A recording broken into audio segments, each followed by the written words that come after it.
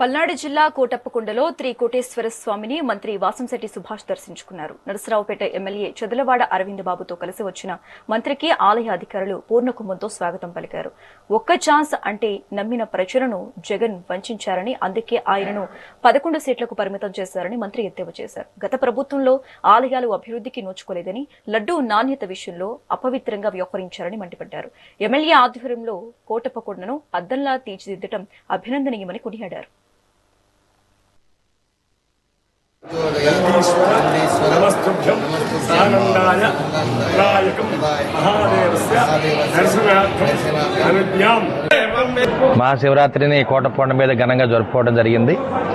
మరి కార్యక్రమానికి రాష్ట్ర నాయకులు, అదేవిధంగా మినిస్టర్లు, పెద్ద పెద్ద నాయకులందరూ కూడా రావడం జరిగింది.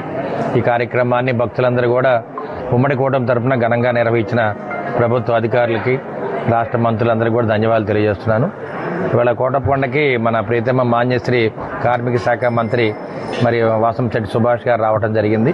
వారు శ్రీశైలం దర్శనం చేసుకొని మన కోటప్పకొండ కూడా మరి ప్రభుత్వ లాంఛనాలతోటి వారిని సగౌరవంగా మనం స్వామివారి దర్శనం చేయించడం జరిగింది.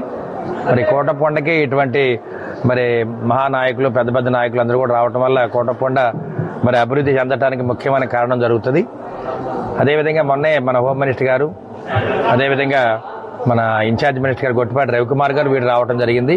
ఈ కోటప్పకొండకి ఘాట్ రోడ్ ఏర్పాటు చేయడం జరిగిందండి. 4.5 కిలోమీటర్స్ దారిలో మీరు ఇచ్చే దారిలో మరి జంతువుల ప్రదర్శనశాల ఉంది, పార్క్ ఉంది, అదేవిధంగా కాళింది నది ఒకటి ఉంది, అదేవిధంగా కింద కూడా ఒక నది పారుతూ ఉంటుంది అనమాట. ఈ చుట్టుపక్కల ప్రాంతం అంతా రైతులు. ఈ కొండ పండుగ అనమాట మహాశివరాత్రి. ఇప్పుడు రైతులు కూడా కొన్ని లక్షల మంది ఈ కార్యక్రమాన్ని హాజరవుతూ ఉంటారు. కోటప్పకొండ రోజు 3 లక్షల మంది దీన్ని దర్శనం చేసుకుంటే కింద కూడా అదే రీతిలో దాదాపు 20 లక్షల మంది భక్తులు కింద ప్రభల దగ్గర ఉంటారు అనమాట. ఆ విధంగా కొండ పండుగ చక్కగా జరుగుద్ది. ఈ కొండ పండుగ రోజు, కోటప్పకొండ రోజు దాదాపు 2 కోట్ల రూపాయలు గుడికి ఆదాయం వస్తారనమాట. అదేవిధంగా కొండ ప్రాంతం కింద అంతా కూడా వ్యాపారాలు చేసుకుంటారు, వారికి కూడా దాదాపు 10 కోట్ల ఆదాయం వస్తుంది. మహాశివరాత్రిని కోటప్పకొండ మీద ఘనంగా జరుపుకోవడం జరిగింది. మరి ఇక్కడ వైఎస్ఆర్సీపీ అడ్డాగా ఉండేది. మరి ఆ కోట్లను బద్దలు కొట్టి మరి ఆయన ఈ రోజున ఇక్కడికి ఆ శివుడు ఆజ్ఞతో, సర్వం శివోహం, ఆ శివుడు ఆజ్ఞతో ఆయన వచ్చారు. అదే భక్తితో ఆయన ఈ రోజున సామాన్య భక్తుల్లాగా అందరినీ పలకరించుకుంటూ అందరికీ ఎక్కడ ఏ ఇబ్బంది లేకుండా మరి ఈ రోజున మొన్న శివరాత్రి జరుపుకున్నారంటే మరి భక్తులందరూ కూడా అత్యంత పవిత్ర దినంగా భావించే మహాశివరాత్రి రోజున 30 లక్షల మంది రావటం అంటే నాకు తెలిసి ఎక్కడ ప్రపంచంలో జరగని విషయం ఇది.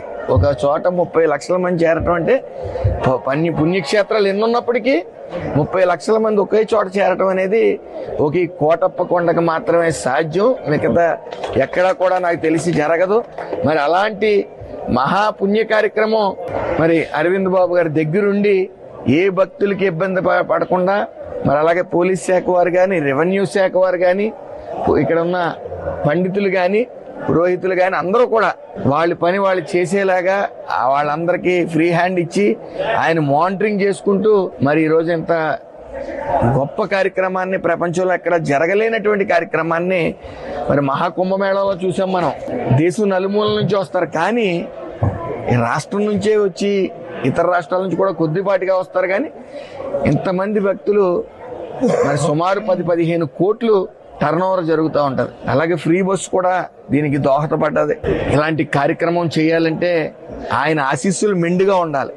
ఆశీస్సులు మెండుగా ఉన్నాయి కాబట్టి ఈ వైఎస్ఆర్సీపీ కోట్ల బద్దలు కొట్టుకుని మరి అరవింద్ బాబు గారు రావటం, మరి ఆయన అంత ఘన విజయాన్ని ప్రసాదించిన ఆయనకి ఉడతా భక్తిగా ఆయన ఈ చేసిన మహోన్నతమైన కార్యక్రమానికి ఎవరైనా అభినందించి తీరవలసిందే.